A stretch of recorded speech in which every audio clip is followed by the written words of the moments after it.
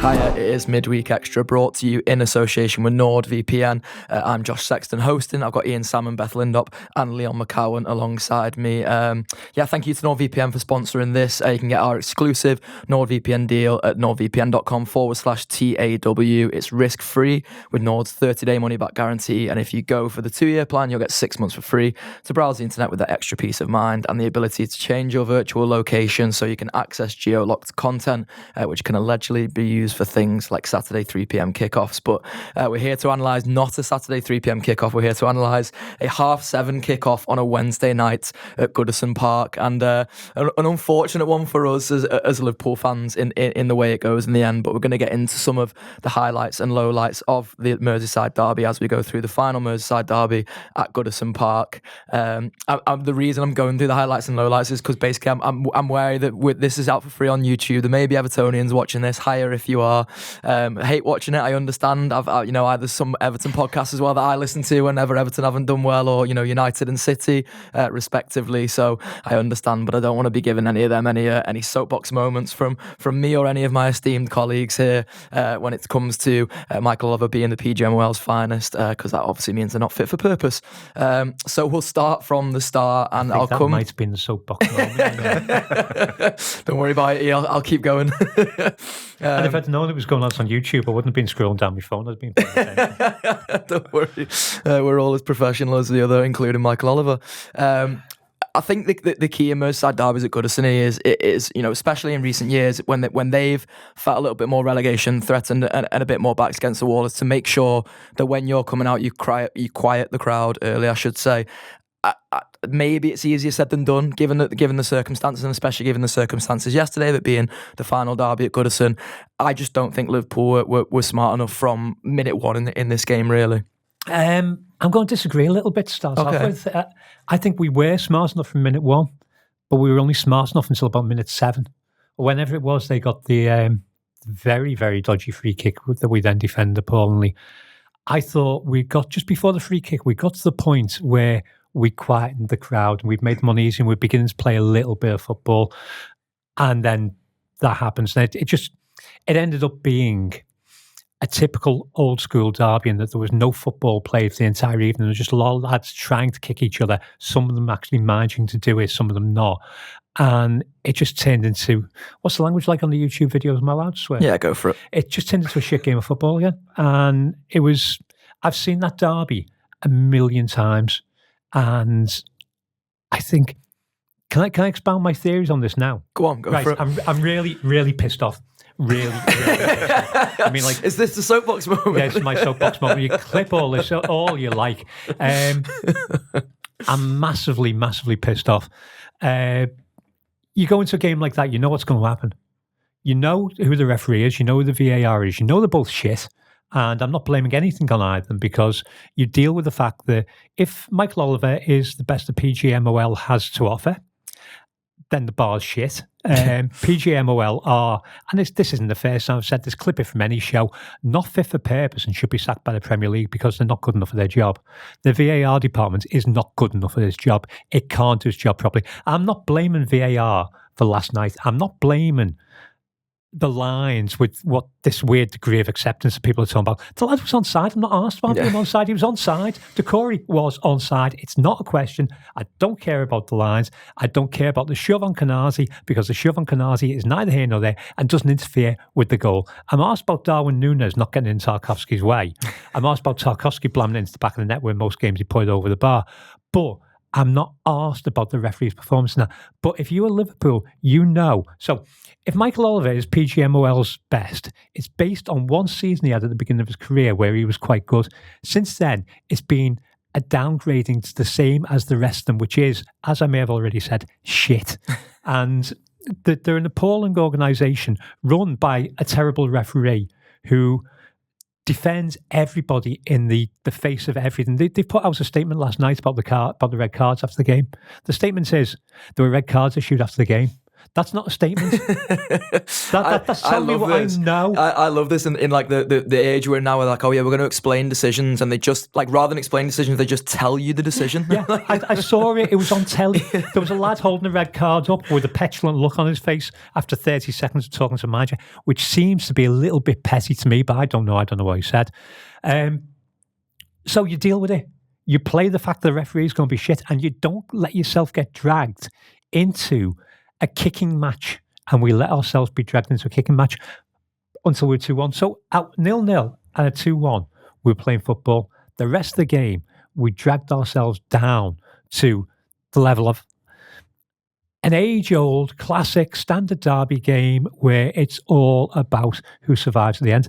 I think, in fairness, the result, I can be quite sanguine about the result because I think it's probably quite appropriate that the last ever Goodison derby ends as an old-fashioned derby where four goals, 4 red cards. 4 goals, 4 red cards, form goes out the window, everything's levelled, and it's one of them, and we come away with a point, and we think we've lost, and they come away with a point and think they've won. I think all of that is absolutely valid. I think it's valid for us to think we've lost 2-2. It's valid for them to think they've won 2-2. And I also think it's very, very valid, despite what anybody else may think. And you can clip this because they'll love this bit. I'll look down. Which camera would you like me to look down? Look down this one. All of them. One each. One each. I'll get up and move around. I think it's very valid for the Everton fan base to celebrate in exactly the way it celebrated last night. I don't think it's over the top. I don't think it's excessive. You can say it's like celebrating as though you've won the league. This is what mattered to them. What mattered to them was not losing that game. And they didn't lose in the last minute. And that's sound. We get Mane and Origi. They get Jagielka and Tarkowski. Sound is one of them, innit? With the obvious caveats that Mane and Origi ever attached them. Sorry, did that answer your question? I hope so. That was longer than Neil's intro from the Pink. I hope so, somewhere within that. Beth, I mean, follow that up for a start. I might as well just go home I'm obviously going to go back to my default position of disagreeing. I'm going to go back to my default position disagreeing with Ian. Just to say that, like, so my issue with the Reds from the start was, listen, the referee doesn't help things, and the non-fouls are the non-fouls, especially the one that isn't the build to the goal, like Ian says. For me, it's I don't know, there was just a couple lads who early on, like there's a corner Everton get early on, which like Slot, that was one of the things that Slot specifically mentioned in press conferences, was like, avoid giving away daft set pieces, avoid the things that are going to make Everton fans cheer. And I felt like I'll be fair to the point that Ian makes, like there is maybe 5 minutes at the start of the game where they do look like they've got their foot on the ball a bit. They look like they're the better team, because they are. The problem is, the minute that first corner goes and Goodison's up, I could name the lads one by one whose head started to go from there, from Konate to Diaz to Conor Bradley, and I have some sympathy for Conor Bradley. I have less sympathy for Konate, and then less for Diaz as well. And that was the bit that frustrated me the most, I think, was once one lad's head went a bit and one lad stopped being smart, it felt like that then bled into the rest of the team.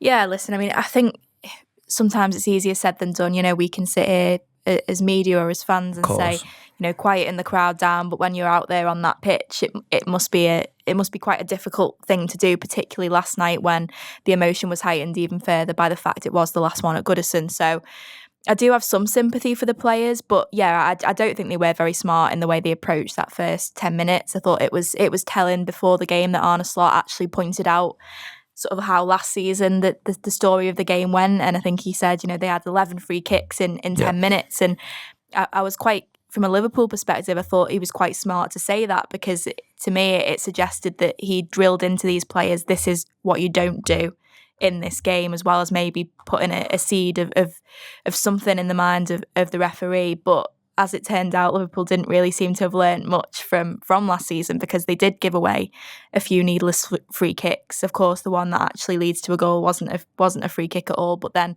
as soon as that gets given, they have to defend that better. I mean, there were some people complaining about it. I think Conor Bradley took issue with it. I'm not quite sure why, but ultimately one of the best goals in Liverpool's history was a bit of quick thinking from Trent Alexander-Arnold, and that's what Everton did last night. They just caught Liverpool out cold a little bit.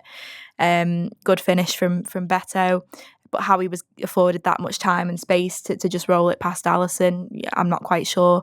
So yeah, really shoddy defending. I think we'll get onto this now, but credit to Liverpool for how they rallied back, and it's only 5 minutes later I think that McAllister gets the equaliser, because at that point obviously Goodison is really up for it, and you're starting to think maybe history is repeating itself. But yeah, I think those are the sorts of games, again, easier said than done, but you want to start them well. If Liverpool get the first goal in a game like that, then Goodison, as brilliant and passionate as it can be when, they're right behind the team, it can also be quite toxic when things aren't going their way. And I think, had Liverpool managed to get the noses in front last night, it possibly would have been a very different game. But yeah, I completely agree. I think they just were a little bit naive in terms of how they started the game, and it cost them with the goal. Yeah, and that's where, Leon, like the first goal for me is probably the bit that infuriates me the most, because this is where I think Liverpool and we as fans especially can moan all about like luck and circumstance and referee and whatever all we want, but when you have the ability to control an outcome in the way that Liverpool did, like Liverpool had a choice of how they were going to defend that free kick, and to defend it in the way that they did is probably, it's elements of that in the game where I probably come away being the most frustrated. Like that first goal for me is just absolutely not good enough. There's loads of givens when you go to Goodison Park. The crowd's going to be on your back. Yep. Everton players are going to be going down really easily when the opportunity to win a free kick comes up. They're going to be going in hard when you're trying to head the ball. Michael Oliver's the referee. He's not going to be the greatest, because he's not. But one thing you can't do is not be switched on when there's a free kick like that. Like, that wasn't a foul. There was loads of non-fouls in the game, but we knew coming into that game that they were the things that we need to be switched on for, and we weren't. I think I've been watching Arna's stuff at the end, and I suspect it's frustration for him, because he probably got it about right. Well, we weren't great, but we were okay. And he's probably drilled into them, this is what you need to do. And there was just a few brain farts that happened during the game, which has resulted in it not going our way. A goal in the last couple of seconds of a game, it massively changes what it feels like.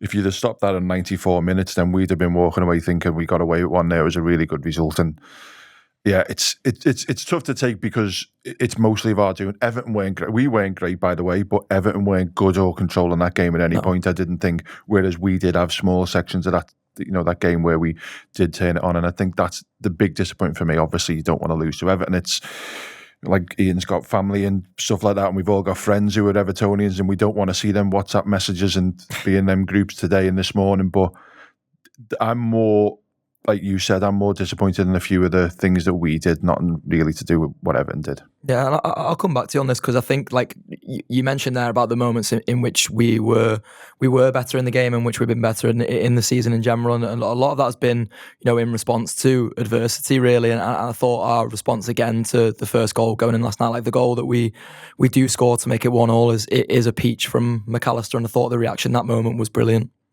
I think they did really well in that section. I think they did really well when they went 2-1. I think that was excellent. I say my biggest issue is the fact that there's a free kick and we're not switched on to that. That's the big issue. I think we did, I think we controlled the game pretty well. I think going into the final minutes, we were doing all right. They were doing a few little bits, but we were doing okay. It's just, it feels like an opportunity missed, and not in terms of the 7 points, 9 points thing. Just the opportunity was there to go to a, not so feral, but a difficult Goodison Park, not play so well and still come away with the 3 points. I think we just slipped up a little bit there. And the worrying thing for me, Beth, is that it keeps taking adversity for Liverpool to show a response in games. And I don't want to be unfair to them. There are games where Liverpool have been, front runners in and been brilliant. In the Spurs game at Anfield recently, I think is their best performance of the season. It's a side that can definitely turn it on, but it feels like in these games where there's just a little bit more than just the game riding on, like where there's a little bit more emotion. Like I think of United coming to Anfield as an example of this, really, where it almost takes that bit of adversity for Liverpool to come out of their shells. And I think if you're on a slot with the lads on at the training centre today, whether it is today or whether it's tomorrow, and they're sort of doing the analysis of this game, they're the bits I'm looking at, really, is like how do we stop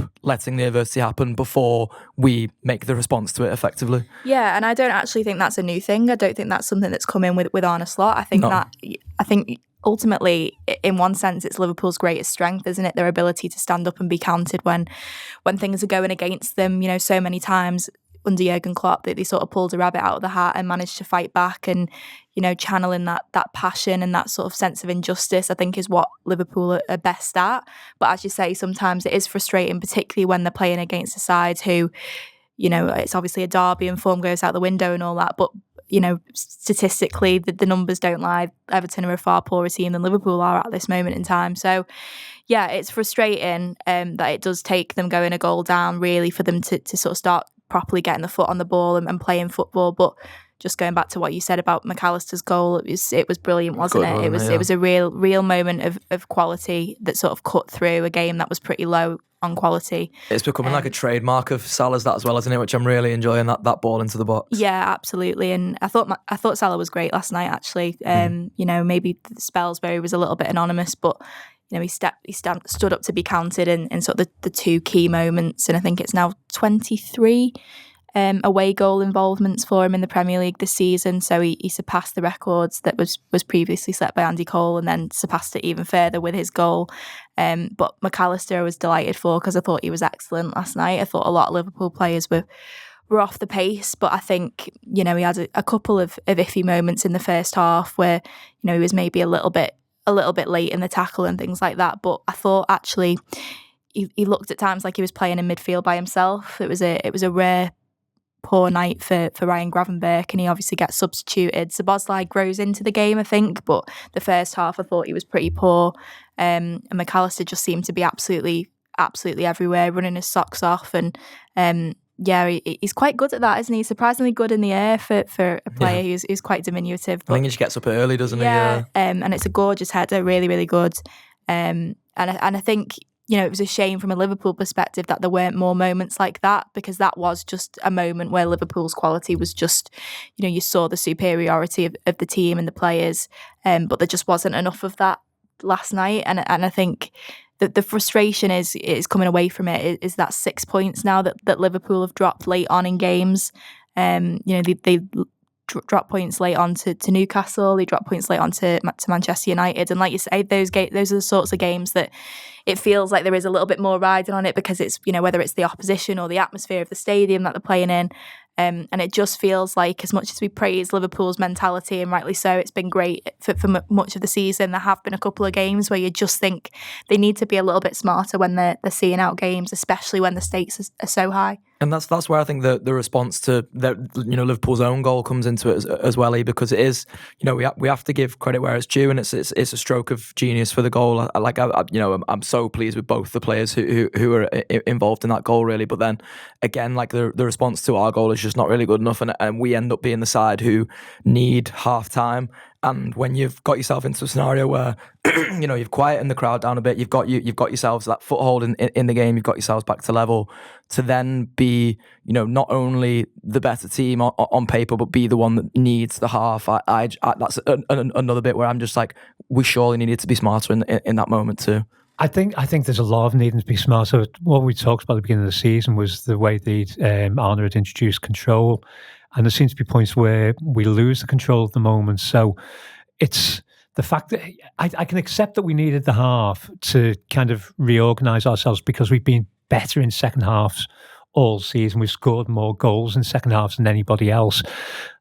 My frustration wasn't getting to half time and needing the half time. My frustration was getting to half time, coming back out and being infinitely inferior to Everton for 20 minutes to a worrying extent. That was my problem with it. So I think it's one of those things where, given everything we got going on around us in that ground last night, where the fans are on your back, the fans are going to get you. You've got the game that's gone all bitty and nasty and horrible around you, and you're not playing your own football. Half time, it's a bit where you go, right, this is how you play your own football. These are the things that we've seen in the first half that you're doing wrong. These are the things that you need to do to correct it, which is what Arne's done all season, what Arne and his team have done all season. These are the things you've done in the first half that don't work. These are the things we want you to do in the second half.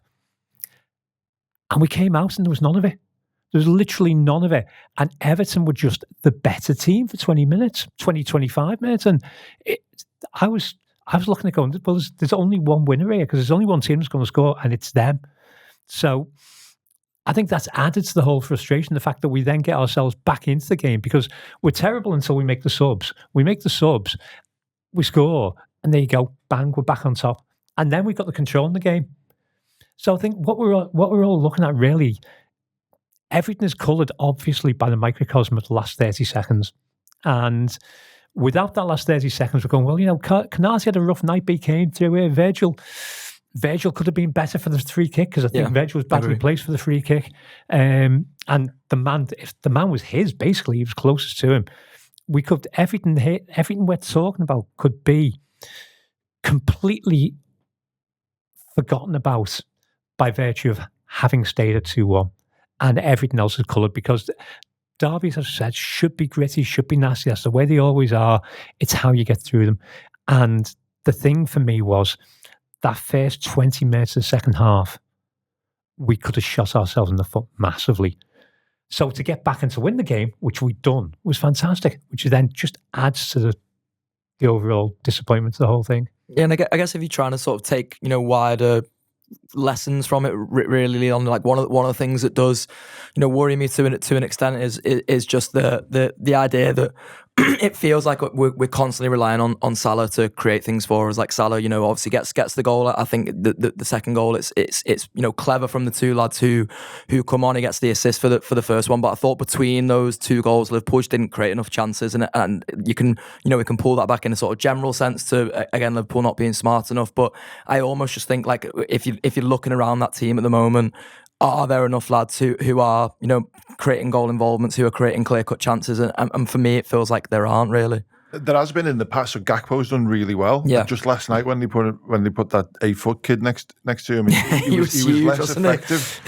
So one of Gakpo's real strengths is the height, the power, the speed, and he was kind of nullified. Diaz has done really well in that number 9 role in a number of games. Generally against better teams, I feel like he's done better.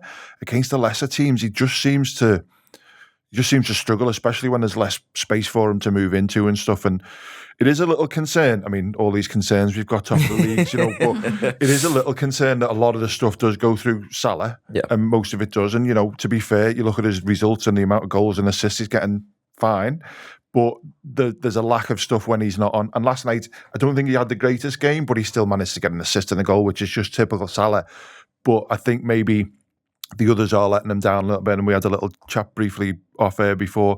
I'm interested to find out what Slot's decision is around that number 9 and what else happens up there. Because right now, Gakpo's doing really well. Last night aside, Salah's doing really well. There just seems to be a bit void in the middle, and we could do with something else in there, just to take the heat off a little bit. Someone would have scored a goal last night if they were up there. Personally, I think maybe Núñez coming on a little bit earlier might have been an idea. Diaz looked like he was lost in the occasion a little bit. He was seeing a few people getting roughed up, so he tried to have a go himself, which he did very poorly. He didn't look at the player once when he bumped the ball once Again, when he just played not into being him. smart enough, Just some naivety around that, I think, last night. That was what I felt. I think, we've said loads of times, Ian mentioned before, I've sat there at half time and gone, oh, that's not good enough. And then Slot clearly had a word and they've come out and they've changed something. Yep. I'm sure he had a word last night. It's just that when we came out, we went, oh, we're still at Goodison. All right, we'll just keep doing that crap we've been doing for the last 20 minutes of the first half, and didn't quite get it changed. And it was only when new personnel came on with the different message that we actually seemed to be able to change it round. And I think that was symptomatic a little bit of the malaise the midfield was in last night, really, Beth. Like, I think it's probably Gravenberch's poorest performance of the season, and I say that coming from a really high bar. I should really say that it's not me digging out any of these players. I felt bad referencing a couple of the names before. Like, I think 1 to 11 Liverpool weren't good enough, really. Like, McAllister is for me the man of the match, but I still don't think he's up to his complete best standards. I just felt like he was the one sort of dragging Liverpool through. But I thought that midfield in general were poor last night, and it was a midfield battle we lost. And again, you can to an extent pull that back to refereeing decisions. Although I'd argue that Cody Gakpo should just go down when Gay fouls him in the cynical way, because that's like surely a nailed on second yellow if he does go down in that moment. But then from that moment on, Liverpool just lost the midfield battle, and that's where I think that last 20 minutes of the first half and the first 20 minutes of the second half were just so poor. In particular, was that it actually felt like those moments where Everton were able to get their foot on the ball and play a bit of football. Yeah, and I think actually it's at odds with how the last month or so has been for Liverpool. I think the midfield over the last few weeks has been probably Liverpool's greatest strength, and that three of Szoboszlai, McAllister and Gravenberch have been unplayable at times. I mean, last week against Tottenham, they were absolutely superb. And I think that's when Liverpool play the best stuff. It is when those three players are allowed to get the foot on the ball, and you've got Szoboszlai sort of bringing that intensity with his running, Gravenberch bringing that technical ability and that cuteness, and McAllister just being absolutely everywhere. And yeah, I did think last night that midfield battle was probably where, you know, Liverpool fell a little bit short. And it was a similar story at Goodison last season, wasn't it? I remember the midfield being pretty anonymous in that game.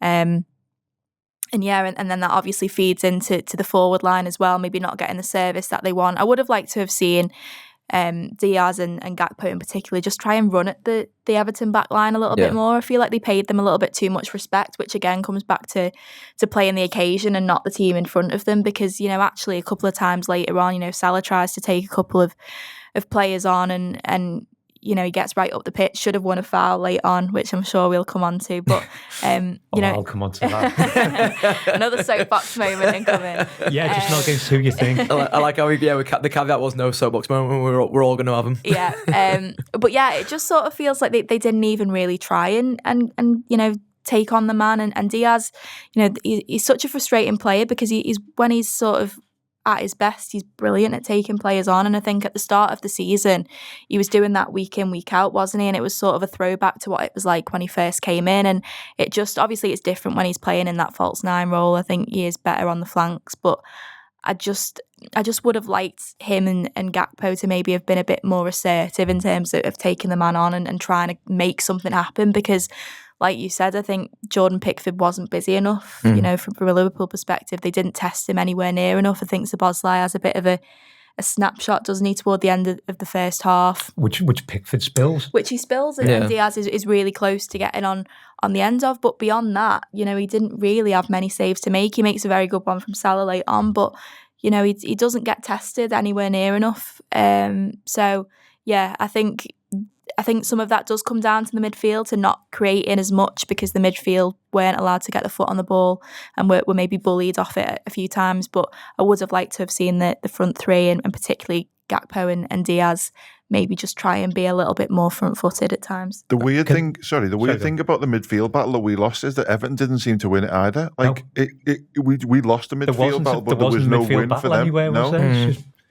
But the Gakpo thing, can I just go back to the Gakpo thing? Gakpo shouldn't have to go down, because the referee, when the advantage has been shown not to work on the next kick, should take that was what Salah was moaning about, wasn't it? Yeah. And he should give the free kick and he should book the player. Yeah. And yes, I will caveat that with, yes, Conor Bradley could have quite easily got a second yellow and deserved it.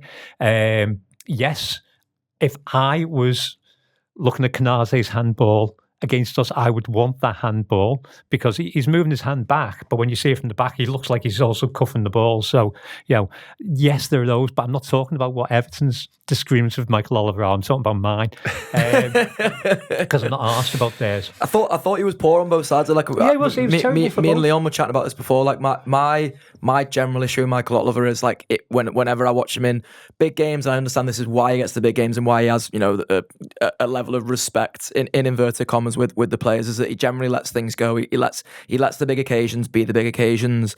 Last night I thought he got caught between the two stools where, like, early on, and when I say early on, I basically mean the first 10 minutes, he looked like he was going to let things go, and then basically from the first minute he decided he gave the foul on McAllister. He then gives the yellow card to Beto for how late he is on Van Dijk. And from that moment, he just decides he's booking everyone. It was almost like he just kept hooking moments on, like, oh, right, the players have set the tempo of the game here, so I'm just going to follow. And that was the bit I disagreed with. It was one of those things where the referee's gone, well, I've given the first yellow, now I have to give this yellow, now I have to give this yellow, now I have to give that. At that point, you've lost control of the game. Exactly. What I will say, though, I actually, because I felt the same as you, sat up in the press box when Gakpo gets pulled back and he plays the advantage, and I was thinking, well, why does he not, when obviously that advantage doesn't go anywhere, does he not pull it back and book him anyway? Because he pulls at his shirt. It was sort of one of those where you think it's a stonewall yellow, but there is a rule now that if the game is allowed to go on and they play the advantage, they then can't pull it back, because it's like double jeopardy in a way, isn't it? So I would have been intrigued, you know, had Gakpo gone down there. I mean, to be fair, because of the nature of the performance from Michael Oliver last night, I wouldn't have been surprised if he'd just given a free kick and not given a second yellow, which in a way, sometimes in those sorts of games, you think you'd rather have, because sometimes red cards do ruin games, and maybe it wouldn't have made things much better. It would have, the atmosphere in there would have gone up another notch, wouldn't it? And but yeah, I just think Liverpool were a little bit naive and a little bit too honest at times, and that Gakpo one was probably the main example of that. And Leon, I give some credit to Everton, because when we talk about these two spells either side of half time, I thought there was so many lads in their team who were doing their job. I was impressed with that Lindstrom. I thought he looked good and lively down that right hand side, albeit against an Andy Robertson, who I'm becoming increasingly worried about with every passing game. Really, Bournemouth side where I did think he was brilliant. To be fair, I thought the back two for them are dead solid. Branthwaite looks like such a player, and Tarkowski, you know exactly what you're going to get from him week in, week out, really. And then Beto up top, I thought was dead clever, and Jai as well. Until the point where he went off, he looks like a serious player for them. So it's, we can always look at it from the Liverpool side, and we will, like, because Ian says we're Liverpool fans, it's what's in our hearts and that kind of thing. But there were moments in that game where I was like, for the job Everton had been sent out by David Moyes to do, they were absolutely smashing the brief.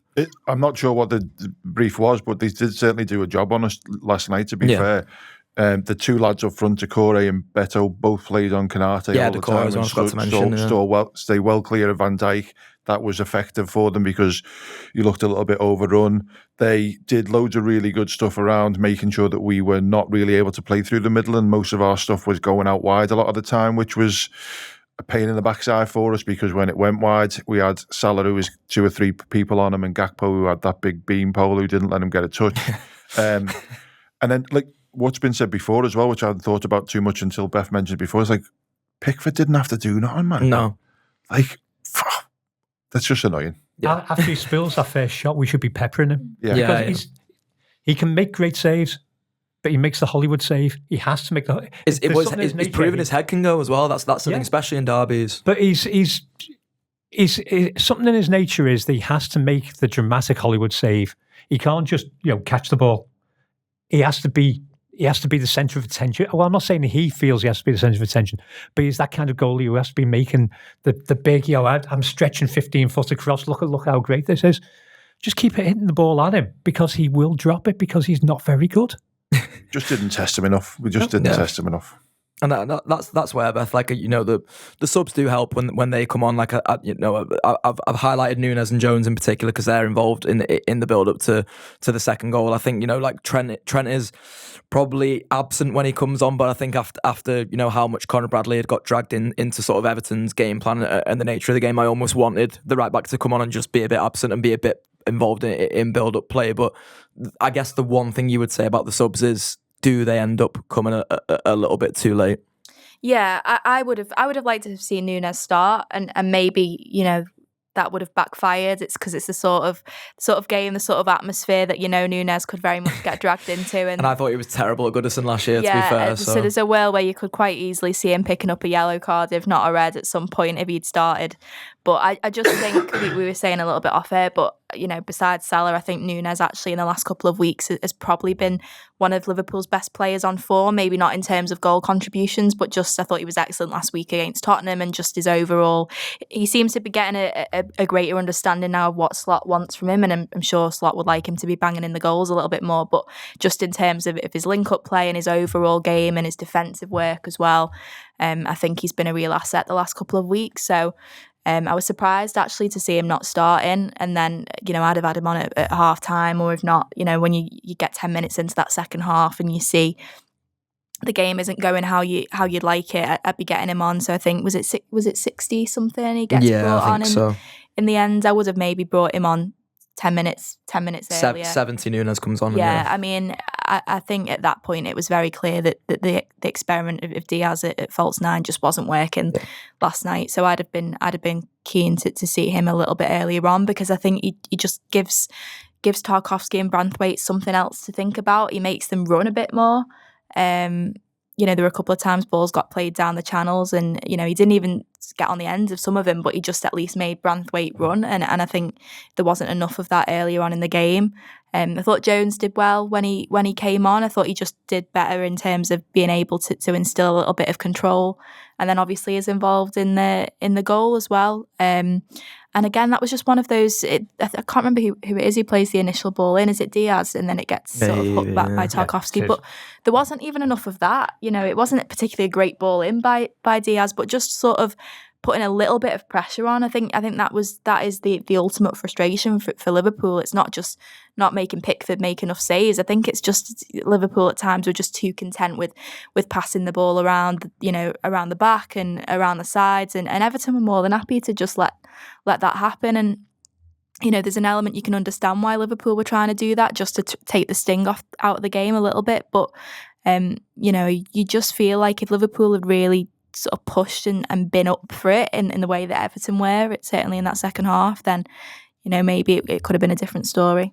And Ian, me and you are two people who, at least me in recent times, I think you've got more sort of vociferous in your. I was going to say, what's the opposite of support of Núñez? Criticism of Núñez is what I should say. You've watched the goal back just before we started here, and in the spirit of some last minute prep, I do think him and Jones are brilliant in the build up to the goal. For me, like, I can think what I want about Núñez's long term future at Liverpool. I think short term he is the better option as the centre forward, and I think you see it when he comes on last night. For my money, I think he's just more clever than Diaz in any of the physical battles he gets into. He's just got that little bit of a more cute edge. He's not just looking at players and running into them or anything as simple as that. And Jones, I think he's capable of that, though. He definitely is. He does the one on the Anfield, which I think is probably my low point of the season in a football ground. Like the moment I've just torn my hair out the most. Jones does the silly foul which he gets booked for early on, but I think he's brilliant from that moment. And of course, that's the moment where we'd all give him the keys to the city at the end of the game as well. Once again, if we're going to take some things away in terms of saying, maybe Slot gets, some things wrong in the game, or maybe doesn't, tell the players to take the emotion out of as much we've accepted that's a difficult thing to do. Once again, it's a game where I would say Liverpool improve from the moment that he brings the substitutes on in the substitutes that he selects. Yeah, massively. I'm going to talk about Núñez by talking about Curtis Jones to start off with. Curtis Jones is a really intelligent football player. Yeah. Really sharp. He's very alive. He's so alive in the box to the ball breaking that he, obviously he makes. It's his assist that makes the goal. It's obviously Darwin Núñez. I'm going to be fair to him. Watching the goal, it's a lovely little ball from him back to Curtis. This is really smart. I think Darwin is not necessarily an intelligent footballer. He's great in the moment. At times, he can be really sharp. The two Newcastle goals, Brentford weirdly, which I watched on a dodgy stream, which disappeared just as the goals happened, so I didn't actually see the goals live. Not unlike my Salah point I'm going to bring up in a bit from last night.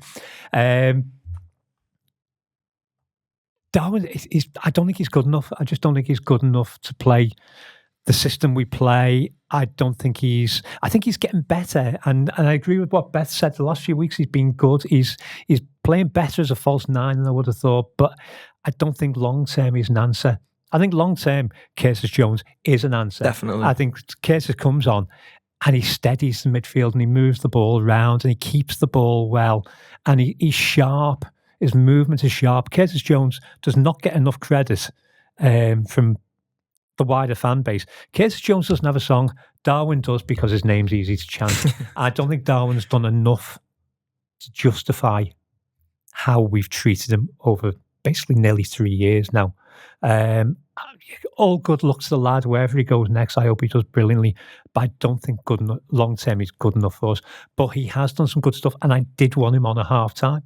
I wanted him to come on because I thought this is the perfect game for him now. Just get in there and just make some trouble. I do think we brought him on 20 minutes too late.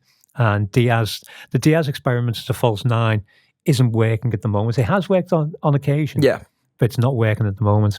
I'd also like to just make an argument on behalf of Everton and David Moyes. Go on. Everton are a better football team than we're giving them credit for. I agree, yeah. They're potentially a better football team than we're giving them credit for. There was a moment in the commentary where Darren Fletcher, I think, commented on the fact, well, if it had been played when it was supposed to be played, Alexis McAllister would have been suspended and he wouldn't have been playing the game.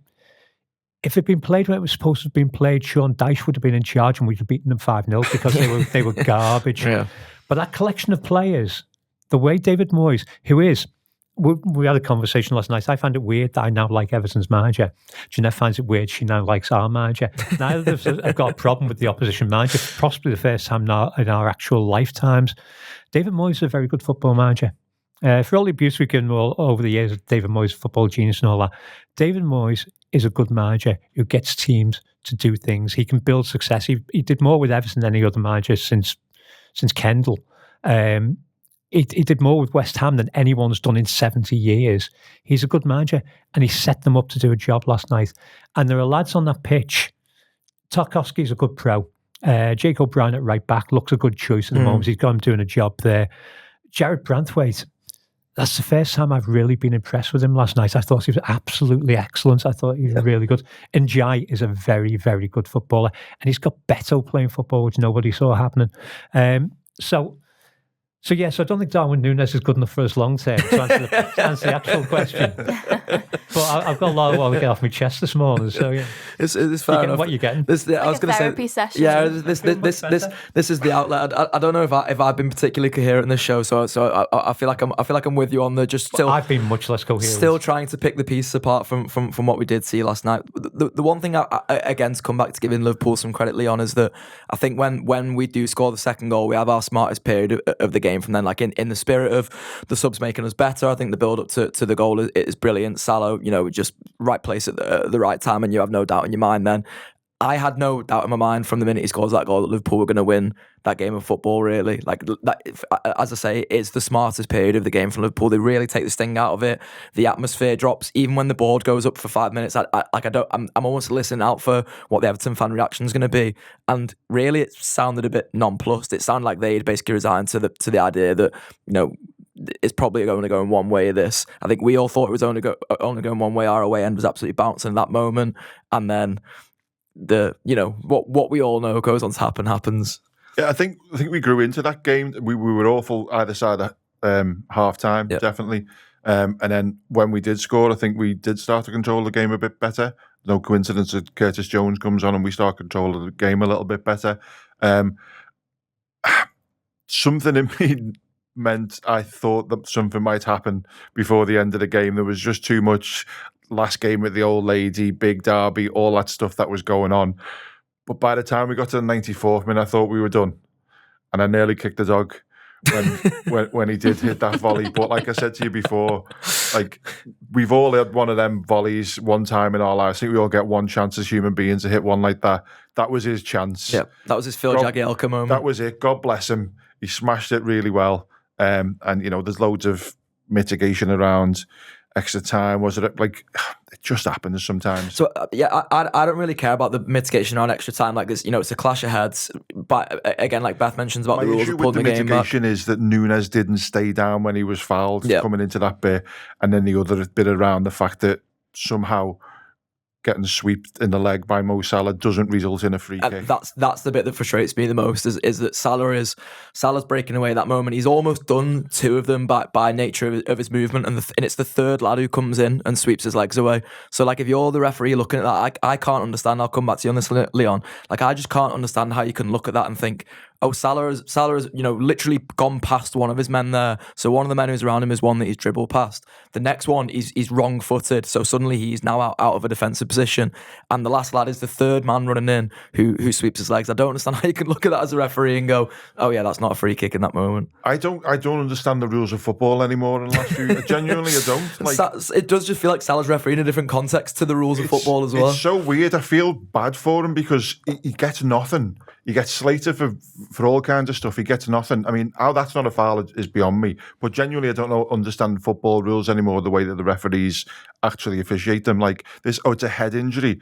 getting a little touch on your face isn't going to for the Ghana one, concussion. Yeah. Like, I don't know. Oh, he's pulled it back because it's a head injury. No, there's a difference between a head injury, which means you've been struck in the head, and therefore we need to stop everything we're doing and make sure everyone's okay, and a hand touching your neck or your shoulder, which then the player goes down holding the face. Because at some point that's going to come back to bite all of these footballers in the ass when someone really does get knocked in the face and the referees have had enough of it. And it's a real concern for me the amount of times that players are going down holding their eyes in their face when someone touched their ear. Well, if this is, the commentary was, he's been poked in the eye. No, he hasn't. You can see what's happened. It was the other eye on his chin. Yes, it's the eye down there. It was barely his jaw. I'd say it was more neck. Honestly, that was ridiculous. And if there's far too much of it happening.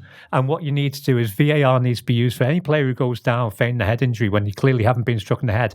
Get sent off for 5 minutes. Come back on in 5 minutes' time, lad. And the other, right? Okay, somebody sell a point now. Right. Coil springs. This is the one I want to bring up because I'm really I'm honest to God. And it's not going to see you think. So I've tried to rewatch the Salah foul 3 times this morning, but I was watching on TNT last night. Oh, unlucky. I know.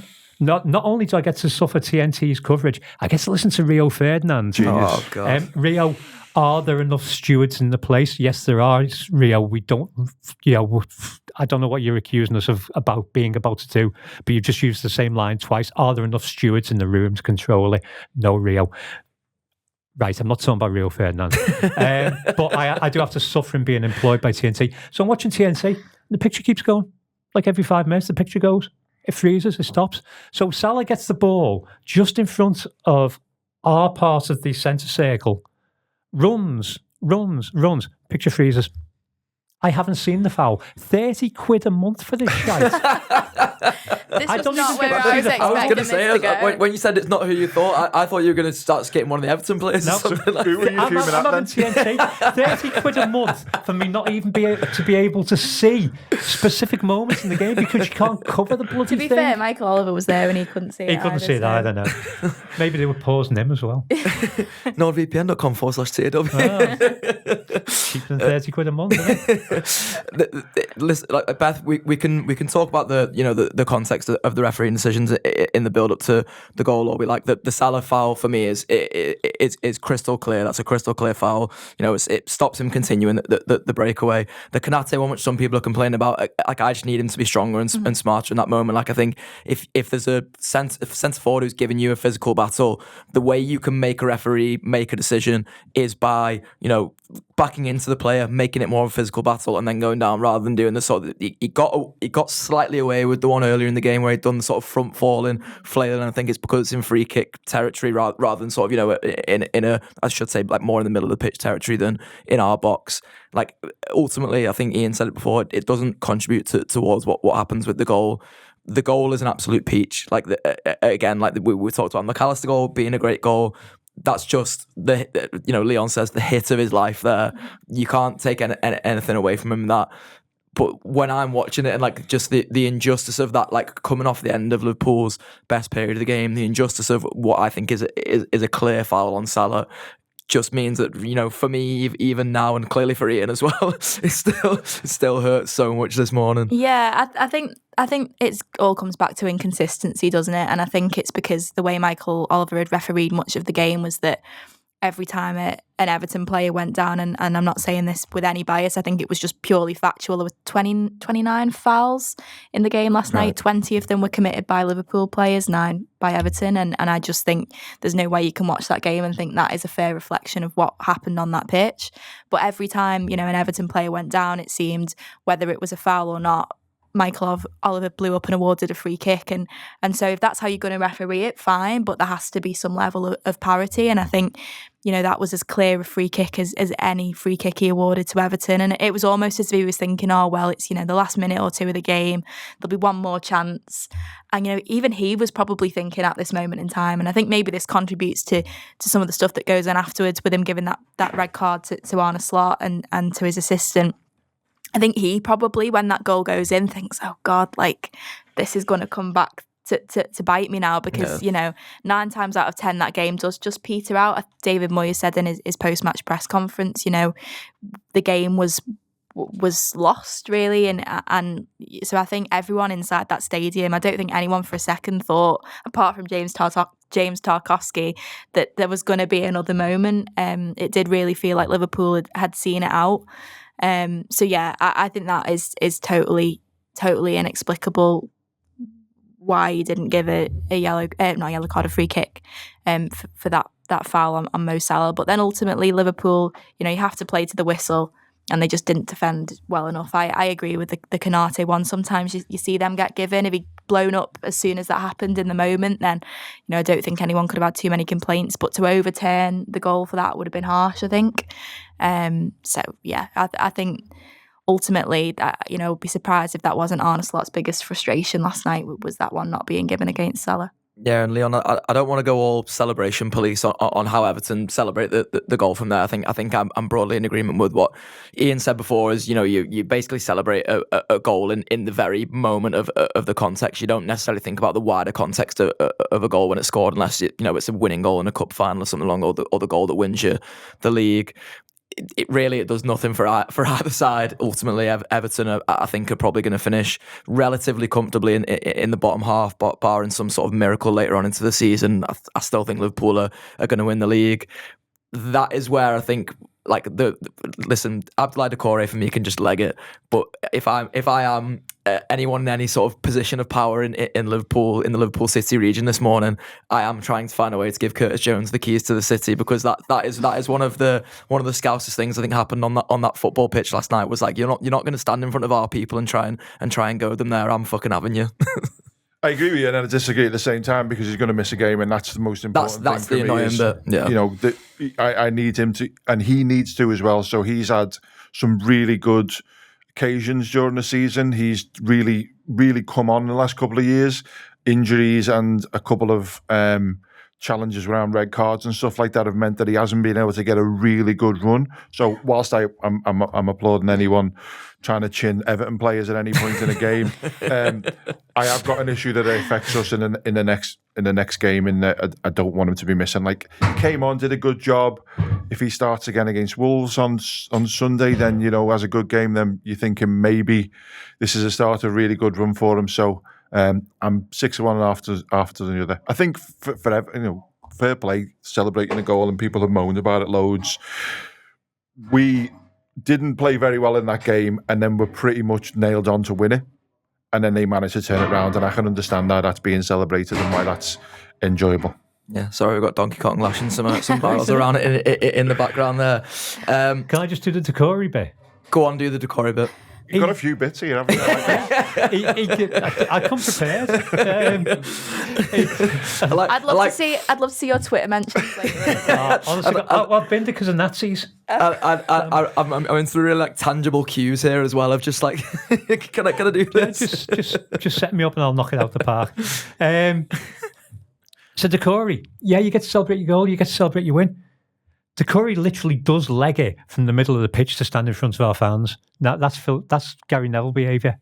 So don't do that, because go and celebrate with your own fans. Yeah, you've just got a point that you didn't think you were going to get. You just got a result in the last minute. Go and celebrate with your fans. Yeah, because if any of ours went and celebrated in front of their fans, you'd be fuming as well. Yeah. Don't do it. Wool behaviour. Yeah, agree. Ultimately, Ian, it's a brilliant and historic football ground, Goodison Park. It does exactly what Everton need it to do, especially during Merseyside derbies. But I'd argue in big games, I've seen City go there and be undone by that atmosphere and what Goodison Park can bring. I can't wait to see the back of it, because I'm a bit sick of every single time there's a derby at Goodison, it making Everton players look 10 feet tall, and by contrast, it making Liverpool players look less than the sum of their parts. Yeah, it's a weird one, because it shouldn't have that effect on us, because we know what a feral crowd sounds like, because we've got one. So we should know how to deal with it, because we see other teams wilt before it. We shouldn't be going there in wills. I mean, the other side of it is we do have moments where I did see Kenny Dalglish score there after 20 seconds. So, there are nice times as well. It's an odd one for me, because I have no emotional ties whatsoever to Goodison. It's the commentators were talking quite emotionally about it, going, but it's kind of like, well, it's just another game. It's it's a game against Everton. Wherever we play Everton, it's going to be a game against Everton. Whether we play them at Goodison, at Bramley-Moore, at Wembley, at Villa Park, wherever we play Everton, it's a game against Everton, and it'll be the same feeling of playing against Everton. So I don't have any romantic notions about Goodison as a ground, because it's not my ground. So it's just one of them. So the idea of it being built up as the last derby at Goodison was never a big deal for me. But narratively speaking, as a person who lives by writing narrative, that was the perfect narrative for the last game last night. So it's given everybody who talks about football what they need to talk about. I'm fine. We'll go to Bramley-Moore, and whatever the atmosphere is there, the team will set out in the same way, and the team will be there to try and nullify us, and the fans will be there to try and nullify us, because it'll be the same people there. So it's one of them, innit? Can't remember what was the question.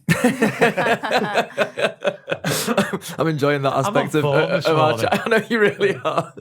I've got a clue where I'm going. Beth, from a Liverpool fan perspective, happy to see the back of Goodison Park.